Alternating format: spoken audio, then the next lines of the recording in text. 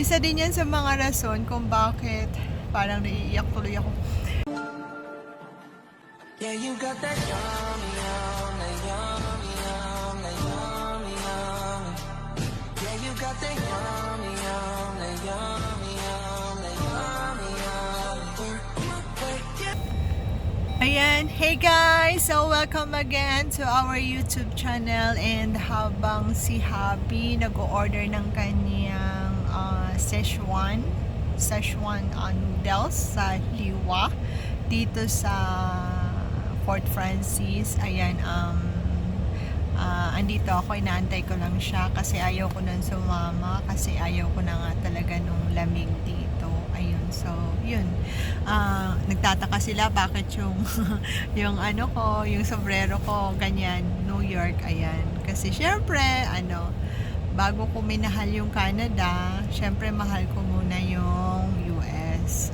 Ayun, talagang mahal ko yung US bago ang Canada. So yun, so tawag dito, nakita namin yung aso ng sister-in-law ko doon sa pamangkin sa anak ng sister-in-law ko sa bahay nila.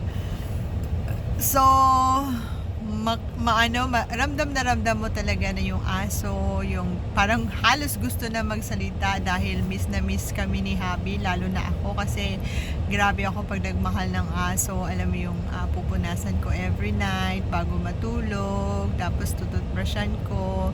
So tapos yun nga, yung laging may treats, kaya yun yung kumbaga yung aso nila, yung nung makita ko yung maiyak-iyak. Tapos nung umalis kami, lumabas din siya.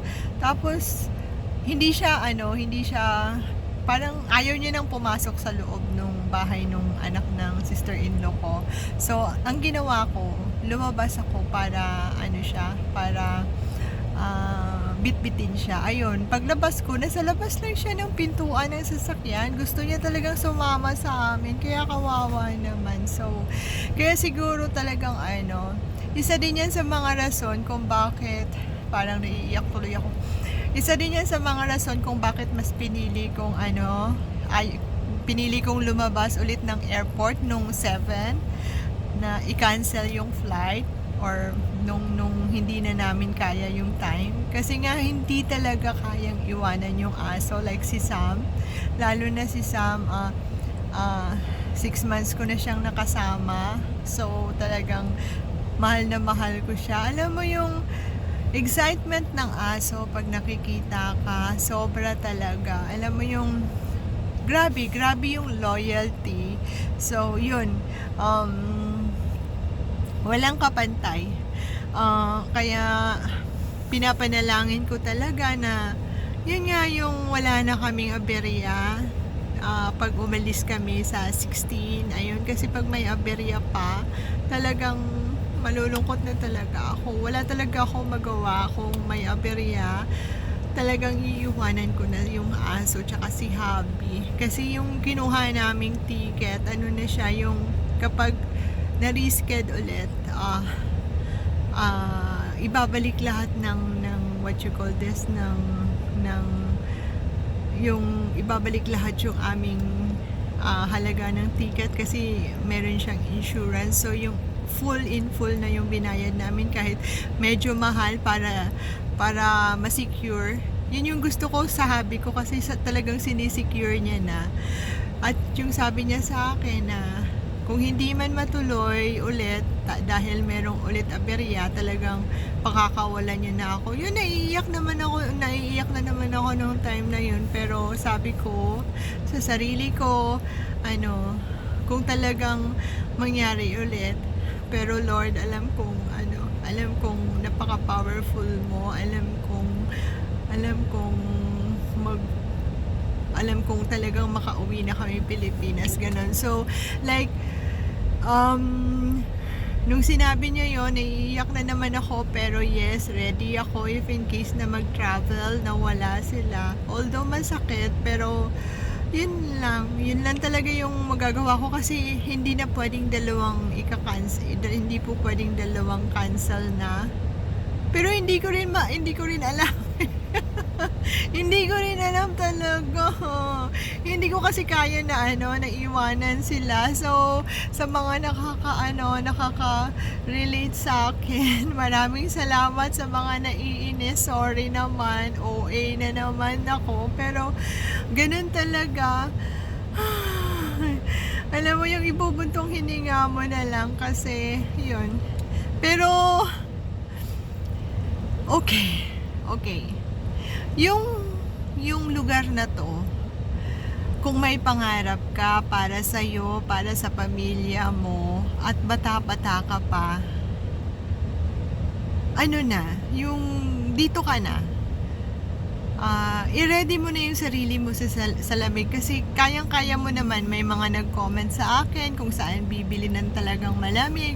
Although binilhan naman ako ng taglamig, nagkataon lang talaga siguro na yung clothing na sinusuot mo sa taglamig dito ayaw ko kasi gusto ko yung press kong suutan lang, gusto ko yung t-shirt lang, gusto ko dress lang, gusto ko minsan sleeveless lang, spaghetti lang, ganon. Yung gusto ko yung hindi mabigat sa katawan.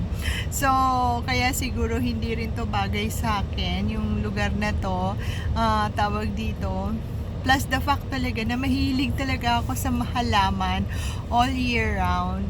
Tapos mahilig ako sa outdoor. So pag dito, hindi ko magagawa kasi nga nagyayelo dito. 6 months 6 months na nagyayelo, so hindi ko siya magagawa. Kaya hindi talaga to para sa akin. So,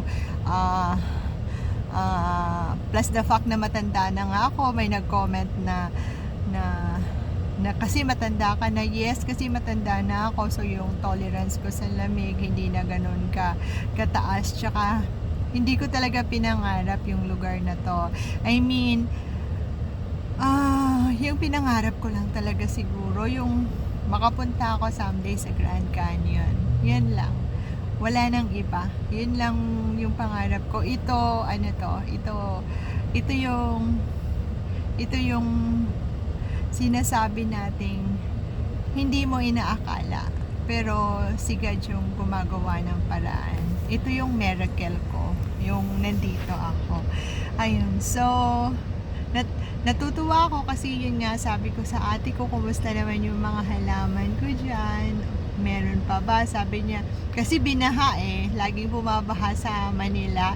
Tapos sabi niya, oo, marami pa. Tapos yung bougainvillea mo, namumulaklak na. Kaya ang saya ko kasi, ang hirap kasi, ang hirap itanim nun.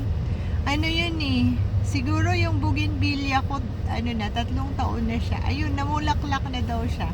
Tapos meron akong halaman na kulay pink. Tapos basta ang gaganda ng mga halaman ko. Kaya yun yung namimiss ko sa Pilipinas. Gusto ko kasi yung maganda yung garden ko, gano'n, yung maganda yung halaman ko, gano'n. So, dito hindi magagawa. Magagawa mo lang pag spring, summer, tapos wala na sa fall. Sa fall kasi start mo na siyang anihin lahat. Ayun, so, yun. Tapos, ano pa ba? Yun lang. Tawag dito, excited na talaga ako umuwi. Kumbaga, ilang araw na lang, so naka-schedule na tomorrow maglalaba ulit ako, maglalampas, so maglilinis, ayun. Hindi ko makakalimutan na bumili talaga akong walis tingting sa Asian store para magamit ko yung walis tingting dito. Although yung mga panlinis nila dito, yung lahat electric, vacuum, blah blah blah. Ako talaga, bumili talaga ako walis tingting.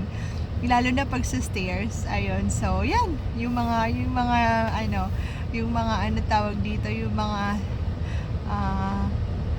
hindi maabot ng vacuum. I don't know, pero maaabot din naman ng vacuum. Pero yun nga, yung Filipino way na yun yung gusto mong gamitin yung walis tingting. Ayan, kaya naalala ko, kaya sabi ko pag hindi walang problema sa Canadian immigration, babalik ako dito. Tapos ayun, lagi ako maglilinis sa bahay ni Mami, sa Mami ni Habi ko. Tapos gamit yung walis tingting kasi gustong gusto ko yung parang nandito ako sa Canada pero yung paglilinis ko parang nasa Pilipinas lang, lalo na pag sa labas, pag summer to fall, ganun. Ayun, yun yung naalala ko dito na masaya. Pero yun nga, pag winter na, ayaw ko na. Gusto ko na lang nasa loob ng bahay. Pero pag nasa loob ka naman ng bahay, sobrang boring naman. Pero pag nagtrabaho ka, hindi naman. Kasi may trabaho ka everyday, so busy ka. Ako, buti na lang, ayun, bago ako pumunta dito, mahilig na ako sa vlog. Mahilig na ako mag-edit. Nangyari to nung pandemic nung hindi tayo makalabas ng bahay. So yung vlogging ko nag-start dahil yung anak ko, tinuruan ako kung paano. So yun, ang ganda lang kasi may anak akong magaling what you call this, mag-edit ng mga videos, tapos alam niya kung paano gumawa ng YouTube channel. Kaya ito, nung boring ako dito, ayun, gumagawa ako ng YouTube channel. Kaya thank you so much sa aking anak. Andito na si hubby ko. Meron na siyang Szechuan hot spicy. hot and spicy, what you call this, is that beef? No, chicken. Oh, chicken. So you want to share it with me, honey? Oh, honey, the Holy Spirit is in you. Ayun, so nandito na si hubby, guys. Papunta na kami dun sa, ano tawag doon? What do you call that place for hockey, honey? Hockey arena? Oh yeah, it's a hockey arena. I thought it's not an arena, but it's an arena. Ayan. So, yun lang muna, guys. Biyahe na ulit kami kasi nandito na si hubby. Bye!